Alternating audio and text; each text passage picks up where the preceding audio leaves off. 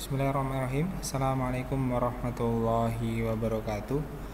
Berjumpa kembali kita di channel YouTube Keswan Peternakan. Kita hari ini akan membahas berkaitan dengan kasus leptospirosis pada hewan yang disebabkan oleh bakteri Leptospira. Sebelumnya jangan lupa subscribe dan like dan share atas beberapa materi edukasi yang disampaikan oleh channel YouTube Keswan Peternakan. Semoga ilmu yang kami sampaikan ini bisa bermanfaat. Pemirsa sekalian, akhir-akhir ini kita dihebohkan dengan beberapa kejadian kasus leptospirosis khususnya di daerah Yogyakarta. Ada 7 kasus yang meninggal dunia di Jogja. Kemudian ada sekitar 21 kasus yang merebak dengan 7 kasus meninggal dunia. Leptospirosis ini menjadi kasus yang banyak terjadi khususnya di musim hujan. Karena kasus leptospirosis ini biasanya dari kencing tikus yang kemudian mengalir melalui air hujan, kemudian terkena di beberapa luka yang kemudian tidak dirasakan oleh korban. Bakteri masuk melalui luka yang kemudian menginfeksi manusia. Jadi beberapa kasus di Yogyakarta sejak bulan Januari sampai di bulan Juli 2025 ini ada sekitar 21 kasus leptospirosis yang kemudian 7 kasus dinyatakan meninggal dunia. Kota Jogja sudah mulai membahas berkaitan dengan KLB, kejadian luar biasa kasus leptospirosis.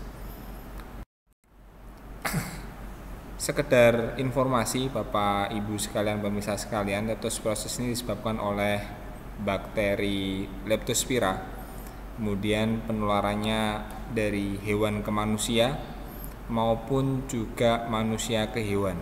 Kita akan lebih spesifik pada hari ini membahas berkaitan dengan kasus Leptospira pada hewan. Karena channel YouTube ini berkaitan dengan kesehatan hewan dan peternakan. Walaupun nanti akan bersinggungan dengan kesehatan manusia. Karena kasus leptospirosis ini merupakan penyakit zoonosis, yaitu penyakit yang menular dari hewan ke manusia maupun sebaliknya manusia ke hewan. Penyakit ini sekali lagi disebabkan oleh bakteri Leptospira. Ketahanan bakteri ini, jadi penyakit ini mematikan, namun bakteri yang menyebabkan penyakit ini cukup sensitif sehingga mudah sekali sebenarnya dibunuh. Bakteri ini mati pada suhu 50 derajat selama 50 menit atau mati dalam suhu 60 derajat selama kurang dari 1 menit. Dan bakteri ini tidak tahan pada kondisi tanah yang kering. Sehingga biasanya yang kasus Leptospira yang terjadi di daerah pedesaan itu biasanya mengenai para petani, peternak yang kemudian saat di sawah tidak menggunakan APD khususnya sepatu boot, kemudian menginjak tanah yang sebelumnya sudah dikencingi oleh tikus, kemudian ternyata tidak terasa di alas atau kemudian di bagian telapak kaki itu ada luka yang kemudian bakteri itu masuk ke dalam luka tersebut. Akhirnya terjadi kasus leptospirosis. Maka sangat disarankan bagi para petani, peternak ketika mau ke sawah atau kandang itu minimal setelah paparan matahari pagi itu kurang lebih 30 menit. Sehingga disarankan setelah jam 8 pagi atau jam 9 pagi baru mulai ke sawah atau ke tani. Atau kalau tidak sejak pagi itu ketika kemudian mau ke sawah menggunakan sepatu boot, sehingga tikus-tikus yang kemudian kencing di malam hari yang kemudian membawa bakteri Leptospira tidak menularkan ke manusia. Ini berkaitan dengan baik, bahkan kasus Leptospira ini atau bakteri Leptospira ini mati dengan antibiotik yang cukup ringan seperti penisilin, amoxicillin dan sebagainya. Namun karena kejadian Leptospira ini kadang masyarakat kemudian meremehkan, hanya masuk angin, hanya sakit sebentar, ternyata kejadian Leptospira, sehingga sering terjadi kasus meninggal dunia pada manusia ini karena telat penanganan atau telat pemberian antibiotik. Baik, sekedar informasi juga, bakteri Leptospira ini dapat hidup di jaringan yang bersuhu kurang dari atau minus 20 derajat Celcius selama 3 bulan atau suhu 3-5 derajat Celcius selama 7-14 hari. Bakteri ini juga bisa hidup di air, lumpur dengan pH 7-7,4 selama beberapa minggu. Dan pada urin babi yang tidak diencerkan pada pH 6-7,4 bakteri ini bisa bertahan kurang lebih selama 1 minggu. Ini beberapa referensi, jadi bakteri ini cukup tahan di air, di lumpur, sehingga kasus-kasus di sawah ini sering diabaikan. Bakteri ini bisa bertahan beberapa minggu di lumpur yang tidak terkena paparan matahari. Nama lain bakteri Leptospira ini sangat banyak. Ada berkaitan dengan demam banjir karena banjir, ada yang disampaikan berkaitan demam rawa atau penyakit kuning karena biasanya menyerang ginjal. Bakteri ini memang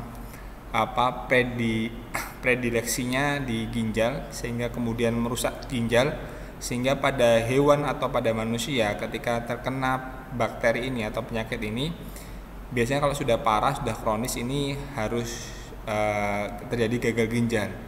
Sehingga biaya penanganan pertama berkaitan dengan penanganan bakterinya adalah cuci darah.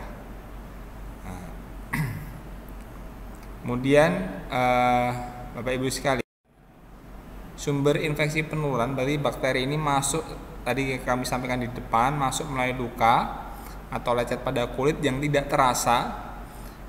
Terkadang kita tidak merasakan lecet atau luka pada kulit. Biasanya memang kalau kita luka itu kalau dikasih alkohol kadang perih, namun tidak dirasakan. Dan bakteri ini juga bisa masuk melalui selaput dalam mulut, hidung dan mata. Penularan biasanya terjadi setelah tersentuh urin hewan atau tubuh hewan yang terinfeksi.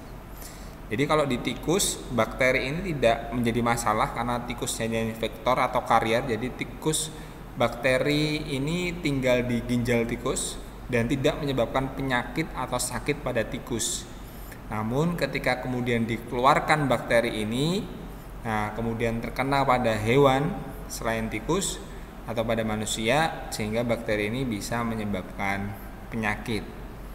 Sehingga tikus sebagai pembawa atau karier itu tidak menularkan penyakit. Jadi sumber infeksi ini yang pertama itu tikus, anjing, kucing yang terkena bakteri Leptospira ini pasti akan sakit dengan gejala lemah, lesu, kemudian sampai pipis atau kencing berdarah. Dan kencing dari anjing, kucing yang sakit terkena leptospirosis ini biasanya juga akan bisa berpotensi menularkan Leptospira pada manusia. Karena kencing dari anjing yang terkena Leptospira itu juga akan mengandung bakteri Leptospira. Tikus, beberapa referensi menyampaikan bahwasanya tikus yang sakit atau maksudnya tikus yang membawa bakteri Leptospira itu pasti anaknya juga akan, beberapa referensi menyampaikan anaknya juga akan pasti membawa bakteri Leptospira karena penularannya melalui transplasenta. Sehingga kejadian kasus Leptospira di suatu daerah itu biasanya dinyatakan endemis karena ibu tikus mengandung bakteri Leptospira, otomatis anak-anaknya juga akan mengandung bakteri Leptospira, sehingga bisa dikatakan kejadian kasus leptospirosis ini biasanya sifatnya dari endemis atau penyakit itu akan menetap di suatu daerah tersebut. Gejala klinis pada hewan, ini akan kita sampaikan karena kita ini channel YouTube Kesehatan Hewan, maka kita sampaikan berkaitan dengan gejala klinis. Dan sebenarnya gejala klinis di hewan itu tidak akan jauh-jauh dari gejala klinis pada manusia. Hampir sama. Terjadi demam tinggi, lesu, mual, muntah, nyeri pada alat gerak punggung, radang mata itu pada stadium pertama, hari ke-4 sampai 9. Kemudian stadium kedua, minggu kedua sampai ke-4, indikasi klinis semakin tinggi. Nah, itu akan terjadi gagal ginjal, bahkan meningitis atau radang selaput otak, gagal jantung, pendarahan pada saluran pernapasan, pencernaan, dan reproduksi. Kejadian pada hewan ini pada sapi, ya gejala biasanya demam, kuning, dan bakteri ini bisa menyebabkan abortus pada hewan ruminansia, sapi, kambing, domba. Terjadi HB urea, jadi ureanya mengandung darah, kemudian susu juga akan terkontaminasi darah. Pada babi, gejala klinisnya adalah demam, terjadi juga abortus atau keguguran. Sama pada sapi juga akan terjadi keguguran karena bakteri Leptospira ini. Pada anjing terjadi kondisi demam, kuning, nafas bau busuk, dan bagian otot kaki belakang agak kaku. Pada rudensia, itu tikus tupelanda ini adalah hewan pembawa. Hewan karier tadi yang kita sebutkan bahwa tikus tidak akan mengalami gejala sakit, tidak ada lesi, dia hanya menularkan penyakit membawa bakteri ini karena bakteri ini tinggal di ginjal, sehingga ginjal tikus tidak akan masalah, tapi dia membawa bakteri ini melalui kencing tikus.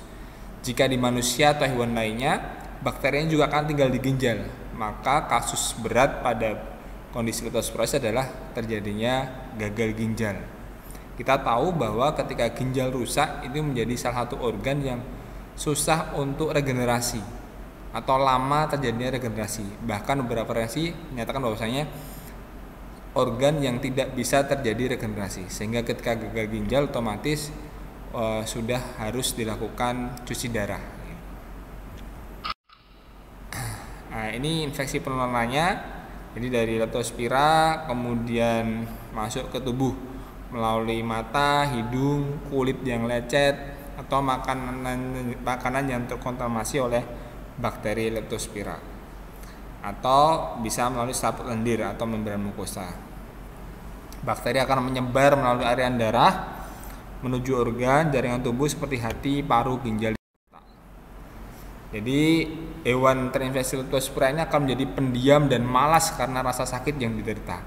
Gejala yang tidak jelas terjadi pada hewan yang mengalami infeksi kronis atau subklinis. Maka hati-hati karena hewan yang terinfeksi Leptospira, pipisnya pun akan berpotensi menularkan penyakit leptospirosis. Sehingga perlu adanya Bapak Ibu sekalian, pemirsa sekalian yang memiliki hewan kucing, anjing di rumah, itu ketika hewan sakit segera diperiksakan ke dokter hewan supaya diagnosanya lebih jelas. Kemudian ketika menangani hewan yang sakit itu menggunakan glove, sarung tangan dan sebagainya. Cuci tangan jika terkena percikan kotoran atau air kencing, sehingga kita bebas dari segala penyakit dari hewan ke manusia. Pencegahan dan pengobatan ini sebaiknya menyimpan makanan dan minuman dengan baik, cuci tangan, menggunakan sepatu boot, sarung tangan ketika beraktivitas di sawah atau di kandang, kemudian memberikan ruang cahaya, maksudnya pada rumah, kemudian aktivitas di luar, khususnya kayak di sawah bagi bapak petani, diusahakan setelah ada paparan matahari kurang lebih 30 menit, bahkan 1 jam. Ketika tidak menggunakan sepatu boot atau APD lainnya. Kemudian menjaga kebersihan lingkungan, menyediakan dan menutup rapat tempat sampah, membersihkan tempat penampungan air, menghindari pencemaran ulat tikus dan memberantasnya, kemudian melakukan disinfeksi. Disinfeksi rutin pada lingkungan kita yang kemudian menjadi berpotensi untuk menjadi sarangnya tikus. Ini sangat penting karena itu bisa menjadi tempat penularan kejadian leptospirosis. Demikian apa yang kami sampaikan di channel YouTube Keswan dan Peternakan. Kita akan membahas kasus leptospirosis di part kedua, akan lebih spesifik sehingga kita akan lebih waspada terhadap bakteri leptospirosis ini. Terima kasih. Sekian. Assalamualaikum warahmatullahi wabarakatuh.